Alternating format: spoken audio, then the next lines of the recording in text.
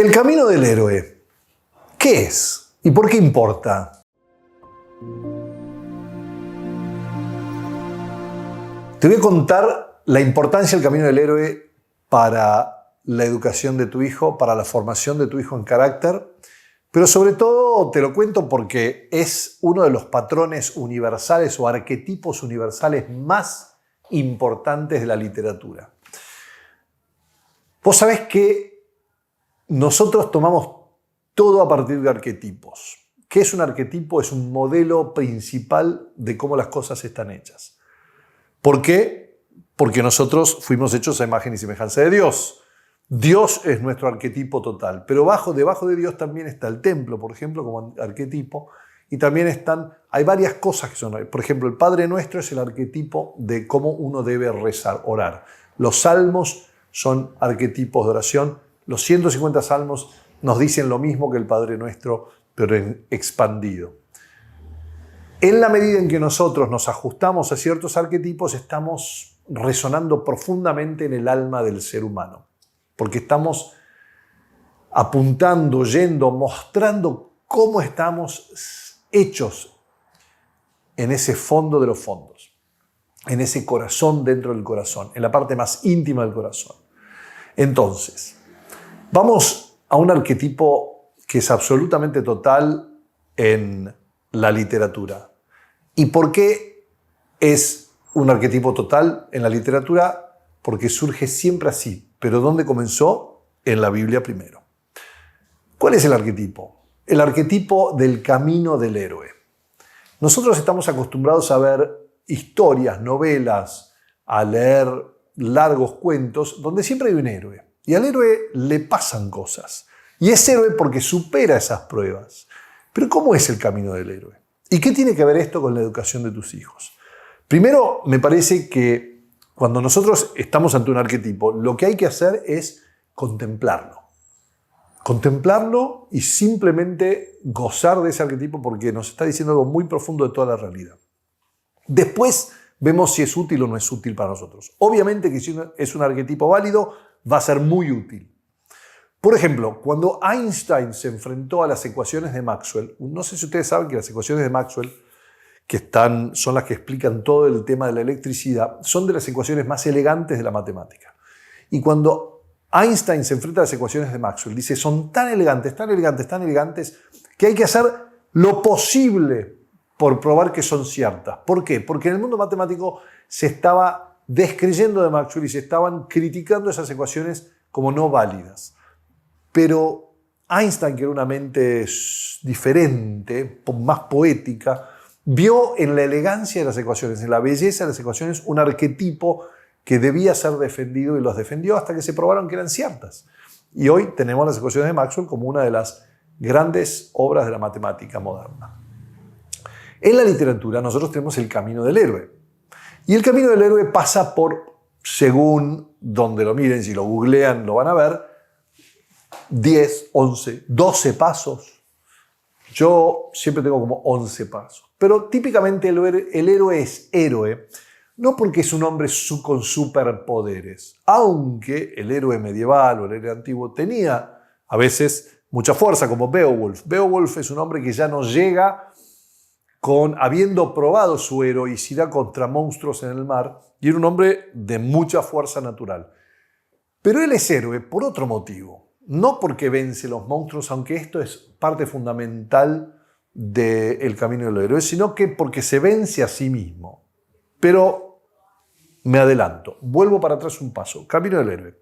¿Cómo es? Tenemos un hombre ordinario al principio, en un mundo ordinario. Está cómodo, es como el Hobbit, es como Bilbo Bolsón, Frodo Bolsón, o Baggins, si lo leemos en inglés, en Tolkien, El Señor de los Anillos. Ahí está, en la comarca, muy cómodo en su jardín, siendo jardinero, gozando, fumando una pipa, la vida ordinaria. Y de repente llega un personaje, Gandalf en este caso, que le viene a proponer una aventura. Lo saca de su comodidad. Él no quiere ir, pero lo convence este personaje. Hay una llamada interior a la aventura. ¿Por qué Frodo? Porque su tío, Bilbo, ya había ido y realmente había escrito una memoria y había realmente traído cosas extraordinarias del más allá de la comarca. Entonces Frodo tenía ya ese bichito. Entonces cuando Gandalf lo convence de salir de aventuras y lo convence de la importancia para toda la creación de que él haga lo que tenía que hacer, que era portar ese anillo único a un lugar donde había que destruirlo, Frodo se deja convencer. Rechaza la llamada al principio, pero vuelve Gandalf y se deja convencer. Entonces tenemos un hombre ordinario que es llamado a una aventura, es convencido, rechaza la llamada, pero una persona más sabia que él lo convence y él va.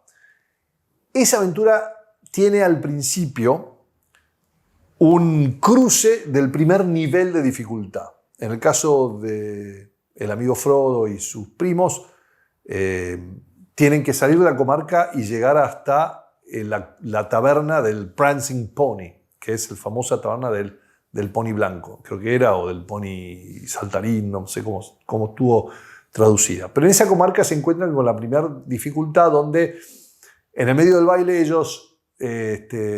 Frodo desaparece, hay gente que los está espiando, los vienen a matar a la noche, no lo logran y ahí se encuentran con Strider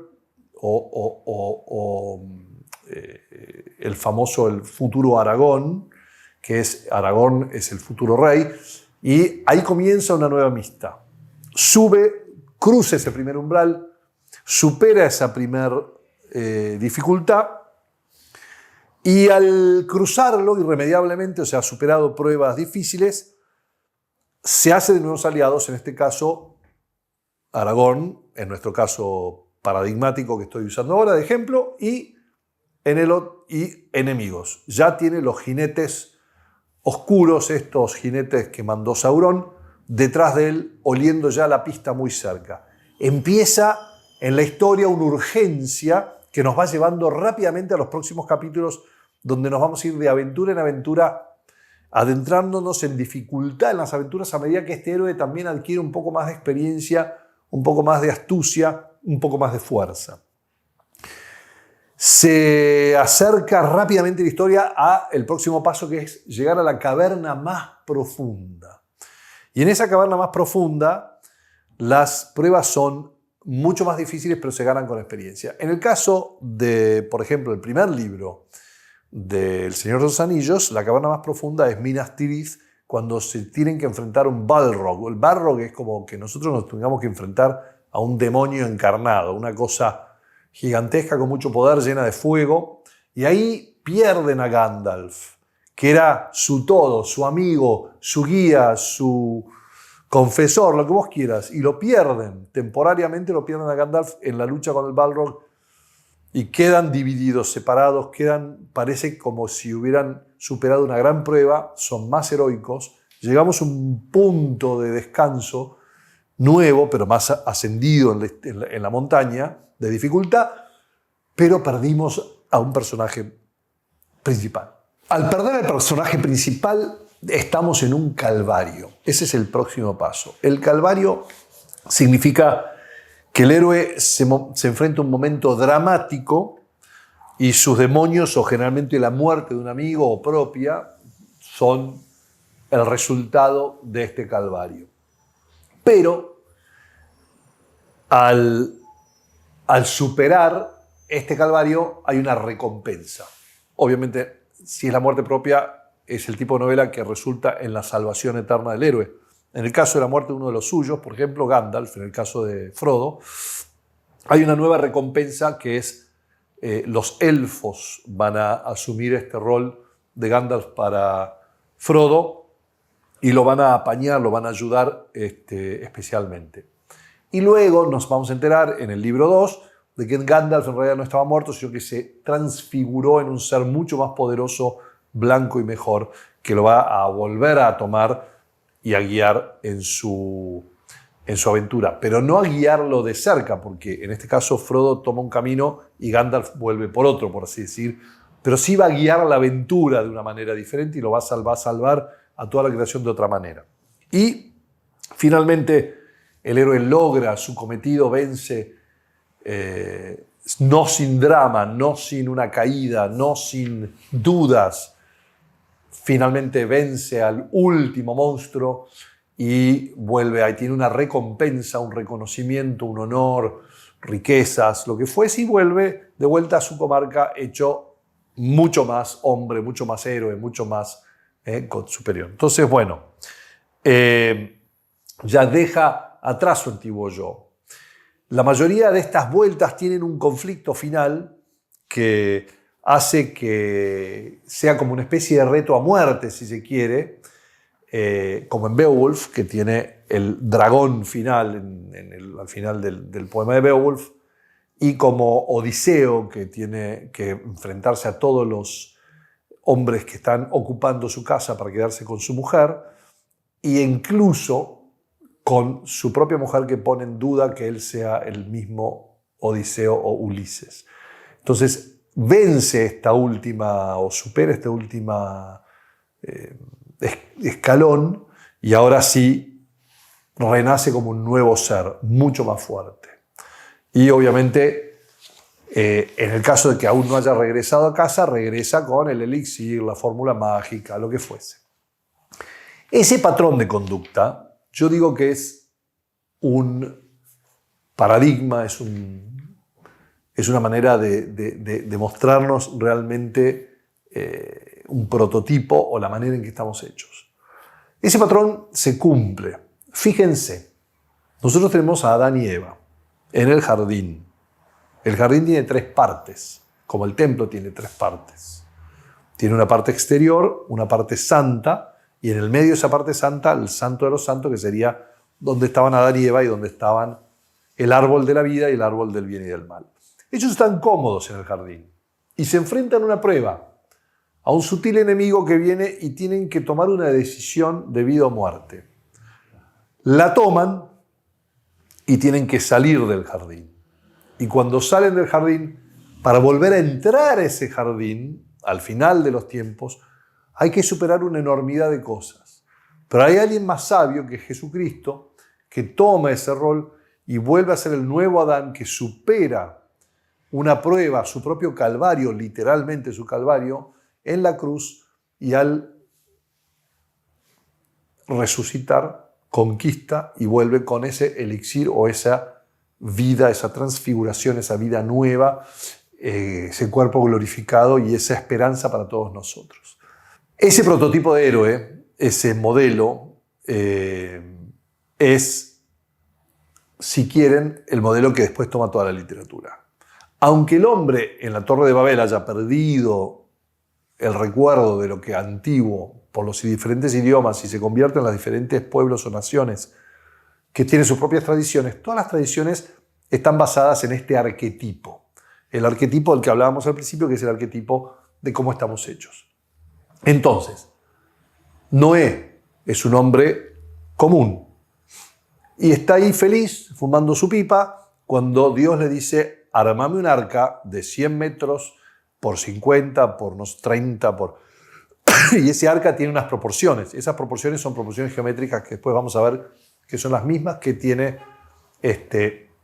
son proporciones que después se cumplen en el templo y se cumplen en las iglesias, se cumplen en diferentes tipos de arquitectura. ¿Por qué? Porque prefigura esta arca la iglesia. Pero de todas maneras, no me quiero desviar. Noé está contento y cómodo, recibe un llamado a hacer algo más grande, a salir de su comodidad. Ese llamado se lo hace el buen Dios. El buen Dios lo guía, le da las medidas, le dice cómo hacer, se toma 100 años en hacer esto, la gente se le ríe, es el diluvio, él pasa la gran prueba del diluvio con su propio calvario de saber si cuando está todo el mundo inundado, manda el cuervo que no vuelve, manda la paloma que le vuelve, bueno, y tiene que volver a restablecer la tierra. Vuelve como mucho más hombre, padre de muchas naciones. Lo mismo ocurre con Abraham. Abraham está cómodo, está ahí como pastor de ovejas, cómodo con su tribu, sus cosas, recibe un llamado de Dios, dice: Abraham te vas a llamar más Abraham, te vas a llamar Abraham, y vas a tener que irte a una tierra que yo te voy a decir que es ahí Caná de Galilea. Abraham tiene que hacer cientos, tal vez miles de kilómetros, no sé cuánta distancia hay entre donde estaba él y Caná de Galilea, pero tiene que hacer un montón, una trayectoria enorme. Él es viejo, ya estaba hecho en su vida, su mujer no podía concebir y sin embargo Dios le dice: vas a ser padre de muchas naciones. Y él dice, ¿cómo va a ser eso? Veamos. Su mujer Dios la hace fértil, lo tiene ahí a su hijo Isaac, y después Dios le dice, la gran prueba, el gran calvario, quiero que me sacrifiques a Isaac. Y él tiene que caminar 3 días pensando en esto, superando esta prueba, y llega a superarla con éxito, cumpliendo con la obediencia. Un ángel le para la mano, conocemos la historia, y Abraham se constituye efectivamente en padre de naciones. Lo mismo nos pasa después con José, aquel José que es vendido por sus hermanos a una caravana que lo lleva a Egipto y lo vende al faraón. Y José pasa unas pruebas, 2 años en prisión, lo trata de seducir la mujer de uno de los principales de Egipto, él la rechaza, lo acusan falsamente, pasa un calvario en prisión en donde él interpreta sueños y gracias a ese don, él logra pasar la prueba y termina siendo el número 2 del faraón al interpretar bien el sueño de las vacas flacas y las vacas gordas del faraón, y luego logra salvar a Egipto y salvar a Israel a través de este camino del héroe. Esto mismo se repite en la literatura secundaria, pero la mejor literatura. 2 prototipos fantásticos de esto, la Odisea y la Ilíada. En la Odisea, el mismo Odiseo, lo vemos, no cómodo, pero sí ya habiendo pasado por la Ilíada, un hombre más fuerte, la vuelta a casa es, si quieren, un libro donde estamos ya en el punto 11 directamente, porque ella se había probado en la Ilíada, se había probado Odiseo como un gran soldado, un gran general, un gran hombre. Pero se encuentra con un reto a muerte, por decir así. Porque él está cómodo con su barco volviendo y su curiosidad innata lo hace querer ir a ver cosas fantásticas. Entonces quiere ir a ver las sirenas, los cíclopes, las cosas caribdis, Sila y qué sé yo. Y esa curiosidad logra que en un punto ellos paran en una isla en donde sus hombres cometen un mal contra Helios, el dios Helios, que se comen unas vacas sagradas. Y al hacer eso, también al engañar y enceguecer a Polifemo, se va haciendo la enemistad de grandes dioses. Todos sus hombres mueren y él queda también, a partir de Polifemo, con la enemistad de Poseidón. Y Poseidón, que es un dios de un temperamento bastante jorobado y que maneja los mares, hace que él no pueda retornar a casa por 10 años. Termina capturado por una diosa que se enamora de él, que lo tiene ahí como de esclavito, por así decir, afectivo, y durante muchos años está ahí llorando que quiere volver a casa porque ama a su mujer Penélope, quien le es fiel. Mientras tanto, tenemos otro camino del héroe. 2 caminos más. El de Penélope, que tiene que resistir, no el ataque, pero sí la insistencia de los que quieren sucederlo a Odiseo como reyes de Ítaca al casarse con Penélope, y Telémaco, el hijo de ellos 2, que tiene que salir a buscar a su padre. ¿Y quién es el consejero fiel y sabio que sale en ayuda de Telémaco, en ayuda de Penélope y últimamente en última instancia de Odiseo? La diosa Atenea, que es la guía de la prudencia y la sabiduría por excelencia. Entonces Atenea los ayuda, ellos pasan por este mismo camino, estado de comodidad ordinaria, llamado a una aventura, rechazo de esa aventura, los convence un guía o alguien sabio, una persona sabia, salen, tienen que superar unos primeros obstáculos fuertes, se van haciendo fuertes y a medida que van llegando a la caverna más profunda, donde tienen un drama, un calvario, pierden a alguien cercano o tienen una tragedia, una semitragedia, y luego superan las pruebas y vuelven a casa como si fuera con un elixir. Y cuando vuelven a casa tienen un conflicto que resolver final, que es el que les va a dar la paz final en sus vidas y los va a hacer realmente héroes. Esto ocurre con Robin Hood, esto ocurre con toda la buena literatura, la búsqueda, la isla del tesoro, la familia Robinson, lo que ustedes quieran, incluso a nivel de Jane Austen, cuando hablamos de esas novelas inglesas que hablan solamente del matrimonio, uno dice, ¿y ahí dónde está el héroe? consideremos un aspecto muy importante de la literatura y que yo quiero que ustedes lo tengan en cuenta, porque es en última instancia lo que les va a pasar a sus hijos. No es tanto que sus hijos salgan a tener una gran aventura allá afuera y conquisten un monstruo, sino que conquisten ese monstruo que está dentro de ellos.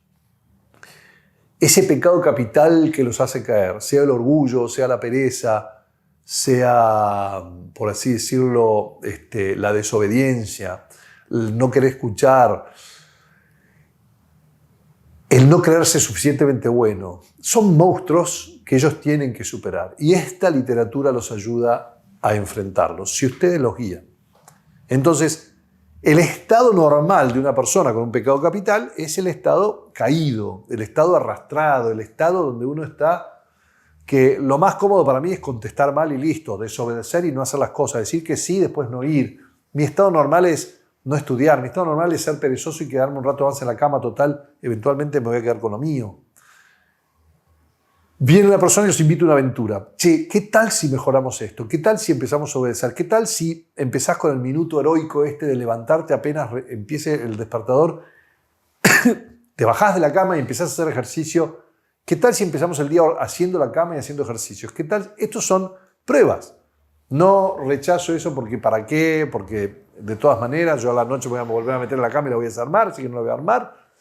Tonteras. Pero me encuentro con alguien sabio, típicamente una persona que yo quiero, que admiro, como les dije, uno aprende de aquellos que admira y porque hay gente que uno admira y esa gente es buena. Y esa persona les dice, les tira un consejo, tal vez ven una película o leen un libro y ese libro del quien se han enamorado del personaje principal, mira, esta persona dice y hace eso. Yo lo voy a imitarlo a Frodo, a Bilbo, a Gandalf, voy a imitarlo a los chicos en las novelas de Narnia de C.S. Lewis, voy a imitar al que va en la búsqueda de la isla del tesoro, no sé, de quién se enamora Robin Hood, Príncipe Valiente, a Sandokan, de quién se enamoren sus hijos y de quien ellos jueguen en aventuras y traten de impersonar. Y si esa persona se levantaba temprano, yo me voy a levantar temprano. Y de repente vemos que ellos cambian de actitud y no sabemos por qué. Pero bueno, han tenido eso. Pero claro, el demonio que no se queda quieto va a tratar de tentarlos y los pone a prueba. Si ellos superan, son más fuertes, adquieren un hábito y ahí van superando con el camino del héroe. En algún momento es posible que tengan una prueba mucho más fuerte. Y está ahí donde ustedes tienen que recordarle eso. Toda esta buena literatura les va a recordar que todos los héroes, en última instancia, tuvieron que pasar una prueba de vida o muerte. Y los que lo superaron fueron mucho mejores, vivieron felices y comieron perdices, mucho más perdices que otros y más felices. Entonces, yo los animo a considerar este arquetipo en la literatura, el camino del héroe, como un arquetipo importantísimo en la educación de sus hijos. Todo lo que miren, un Belgrano, un San Martín, en nuestro caso, tuvieron que pasar por ese camino del héroe. Un Juan Manuel de Rosas. Fueron criticados, fueron traicionados, pero lo superaron. Fueron mejores hombres por eso. Fueron prohombres. Lo mismo en donde estés, el país que me estés viendo, con los héroes de tu patria. Y mucho más y sobre todo con los santos. La vida de los santos es fascinante porque realmente son héroes.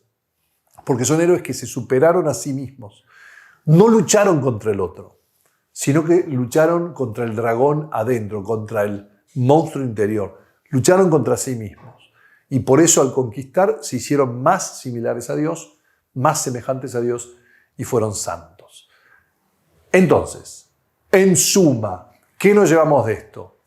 Toda la buena literatura nos presenta el camino del héroe, exterior o interior. Esos 11 pasos hay que recorrerlos. Nuestra vida es un camino de héroe, porque la vida es milicia. Y entonces estamos luchando y en la medida en que vamos superando y logrando ese camino del héroe, sabemos que tenemos la ayuda siempre de Dios, de Cristo, sabemos que tenemos una ayuda absoluta que nos va a ayudar en el momento adecuado. Gandalf llega al amanecer del quinto día y vencen en la batalla de Helm's Deep al final a estos orcos que parecían invencibles e imparables, y los dos hobbits reclutaron a los Ents, que son estos pastores de árboles, que son los que logran la victoria final. Y así los héroes siempre tienen la ayuda de Dios. Es un patrón, un arquetipo de la literatura, que la divina providencia ayuda a los buenos, no los deja solos. Y típicamente la ayuda llega en el amanecer, cuando está lo más oscuro y lo más frío y uno empieza a querer perder la esperanza. Recuerda esa llamita, Dios, y ahí sale de la caverna con éxito. Bueno, esto mismo es la vida, es un arquetipo. Por eso está reflejado en la buena literatura, por eso nos pega tan profundamente en el alma y por eso al final del día es lo que ustedes van a hacer en la educación. Que en sí, si tomás la educación primer grado hasta fin de secundaria o incluso la universidad como el camino del héroe en un total, empezás, tu hijo está cómodo jugando y lo empezás a llevar por dificultades que lo van haciendo más fuerte y lo vas convenciendo de que siga adelante por tu propio buen consejo y así el chico va superando hasta que llega un momento difícil, lo supera, es mucho mejor y a partir de ahí es un gran estudiante y empieza a estudiar y sigue el resto de su vida. Y ha formado un gran ser humano. Creo que te he demostrado que el camino del héroe es un arquetipo y como todo buen arquetipo es algo que nos muestra cómo somos, cómo estamos hechos y para a qué estamos llamados, en todos los sentidos. Te animo a mirarlo un poco más, a estudiarlo un poco más, a buscarlo en la literatura. Vas a tener mucho que conversar con tus hijos porque cada uno de estos pasitos que se dan en el camino del héroe es una linda conversación para tener con ellos mientras van leyendo juntos, como les hemos explicado y enseñado tanto en voz alta, y adaptarlo a la edad de tu hijo, ¿no? Obviamente que al de 2 años no le vas a hablar del camino del héroe, pero al de 6 años puedes empezar a hablar perfectamente del camino del héroe y cómo uno se puede superar a sí mismo. Ese es el gran aprendizaje que vas a tener al principio y después lo vas a ver en 1000 ejemplos de literatura. Espero que te haya servido. Quiero que me dejes acá a medida que vamos hablando si esto te sirvió, si esto te resuena. Y si te sirve, contame cómo te sirve. Y me encantaría que me des 1, 2, 3 testimonios o ejemplos sobre cómo lo has usado en tu vida y cómo lo querés usar en el homeschooling. ¿Cómo te parece que es relevante a la vida? Porque le vas a hacer mucho bien a aquellos que lean los comentarios y a nosotros nos sirve para siempre ser más relevantes.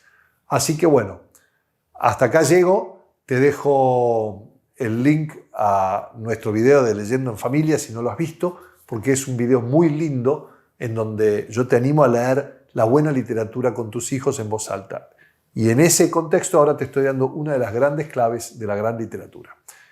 Nos vemos en el próximo video. Déjame tus comentarios, decime si te sirvió. Espero que hayas hecho clic y que nos pongas like, que toques la campanita para enterarte de nuestro próximo video. Todas las semanas estamos sacando algo muy útil, muy adecuado. Y que te suscribas a nuestro canal y nos sigas en todas las redes donde estamos. Tenemos cursos y un montón de información extraordinaria para vos si estás haciendo homeschooling. Y si no lo estás haciendo, si querés educarte vos o educar a tus hijos mejor de lo que están siendo educados ahora. Nos vemos en el próximo video.